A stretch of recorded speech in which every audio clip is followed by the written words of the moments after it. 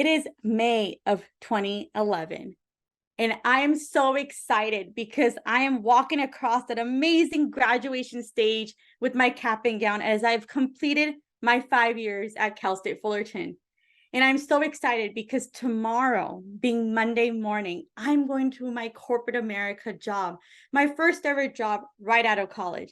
It was my dream when I was a freshman in college in 2006 that I said, you know what, when I graduate, I'm going to get that job.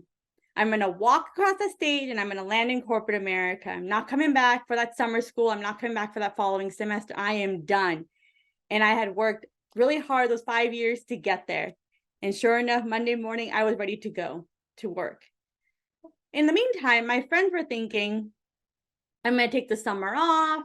I'm going to go travel. I'm going to go explore, trying to figure out what I may have some classes to finish. And I was like, sayonara, guys, I'm off to corporate. I'm the big girl, I'm walking.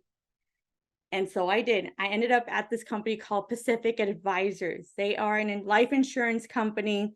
And I was interning with them. So it made no sense for me to just get that internship and get that job. And so I started studying for my life and health insurance with Pacific Advisors.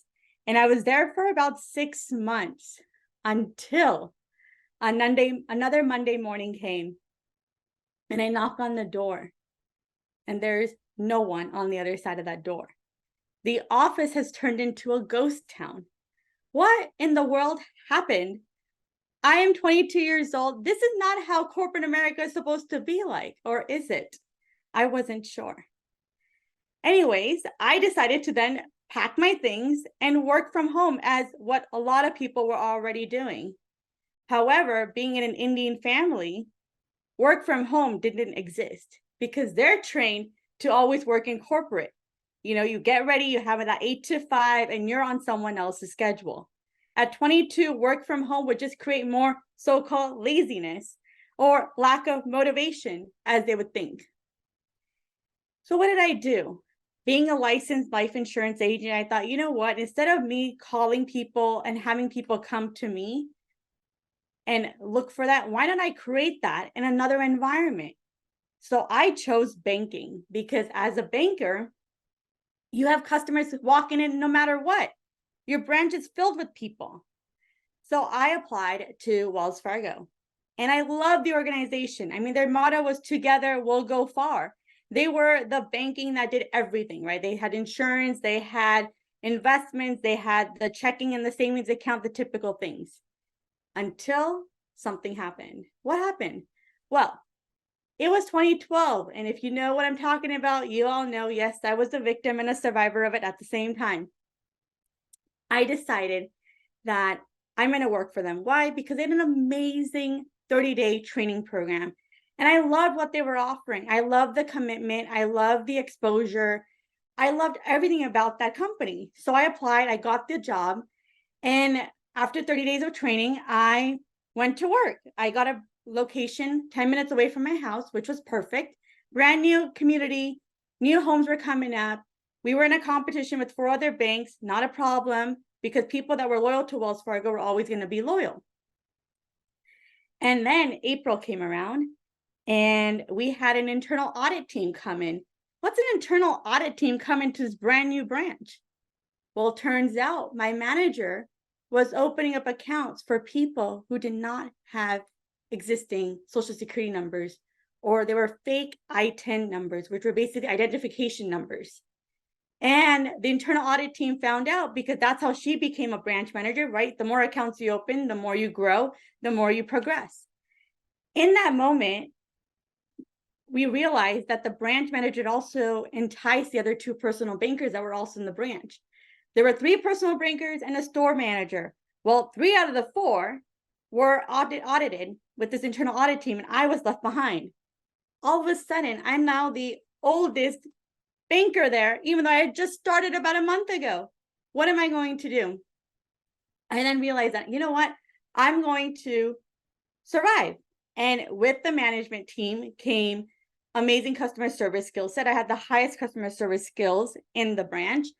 And I opened up 24 bank accounts for a family of 4. Now, these weren't just random family of 4. This was my mom, my dad, and my sister and I. So, it was personal, but it became the medicine. It became the foundation of my new 2 favorite drinks, Thirsty Tuesdays and even Thirstier Thursdays. What happened on those days? Alcohol became my new best friend. Now, I wasn't drunk all the time. However, I was looking forward to those taco evenings because I needed to, no one was understanding what I was going through internally.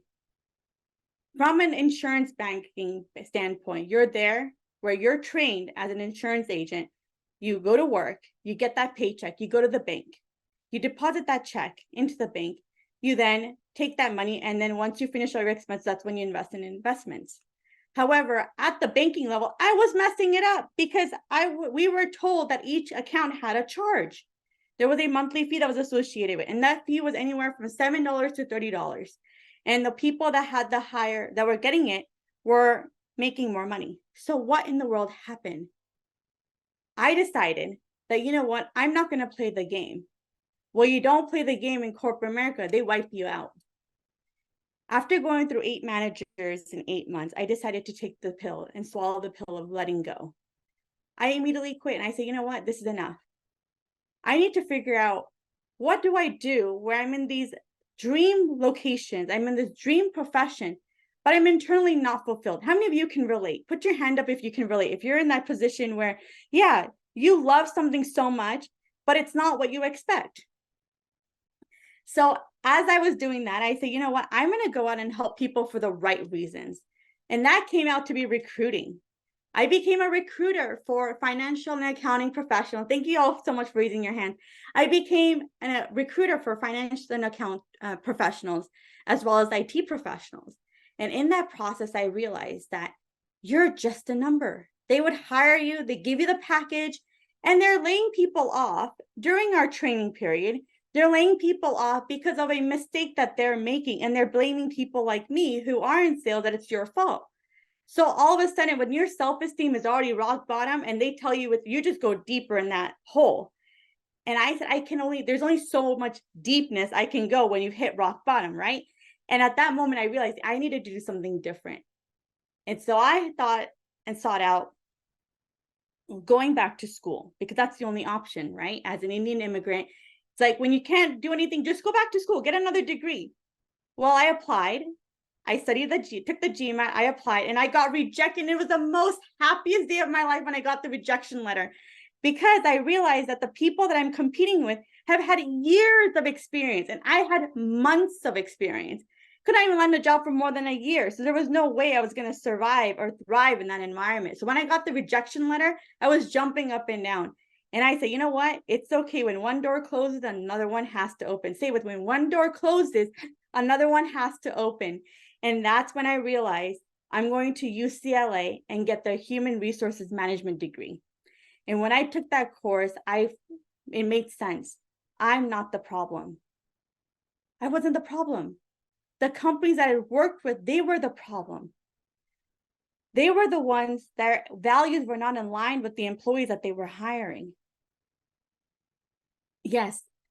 And when that light bulb hit, it made me realize that, you know what, you can only go up from here. When you realize that you're not the problem and the problem is something outside of you, that's when I realized something needed to change. And I fell in love with leadership, training, and development, because I wanted to fix it. I wanted to be the change you wish to see in the world. I wanted to be that shining star. I wanted to let people know and give them permission that you too can have that life if you step out of other people's expectations.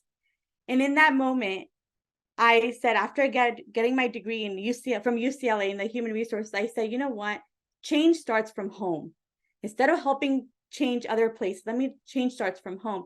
So I started working in the family business. And my family business is that they repair wind turbines out in the Palm Desert in California. They also repair wind turbines out in Texas. If you know what I'm talking about, those large windmills that generate energy. So my family used to repair those. They had a whole team of technicians that used to go out there and repair them, provide gearboxes for them. So I used to do the marketing for them. And I worked with them for 4 years. And with my help and my guidance through the school, I was able to support them in selling this business off to a Fortune 500 company out of Florida. And when that deal was made, it was in 2018 when this deal was made. And I was so excited because it was an accomplishment, right? Every company is like, oh, I wish that would buy us out. So it's someone else's problem, not our problem. And when it became Fortune 500, we thought, wow, like this was a great, especially for my parents that are immigrants. And when that deal happened, all of us that were part of the team moved over to this division, and I fell in love with my job. It was, again, another exciting day, another exciting career. I was like, yes, I finally fit in. They know about my background in leadership and development. They know what I can offer. And the vice president even said, you know what, Michelle, why don't you come and coach us internally? Why don't you become an internal coach for us? Well, it was great until it wasn't, because when you're in corporate America, there are some lines that are never crossed. There are some lines that are never communicated. So the day that I got hired as an internal coach, the same day I got fired from the entire position. And now I'm out on the sidewalk with my stuff, waiting for it to happen. What are my next steps? And I said, enough is enough. I've tried my charm. I see the power in threes. And I said, I'm now 29 years old. Obviously, corporate America does not serve me, and I do not serve it. What am I going to do? And I found the missing puzzle piece of my life, which is how I became a coach. Because I got burnt out of corporate America. So I thought, let me help other people get out of that so they don't repeat the same mistakes I did. And so today we're going to learn about the 3 secrets to fully and own your power as you're navigating this wonderful life of yours in the best way possible.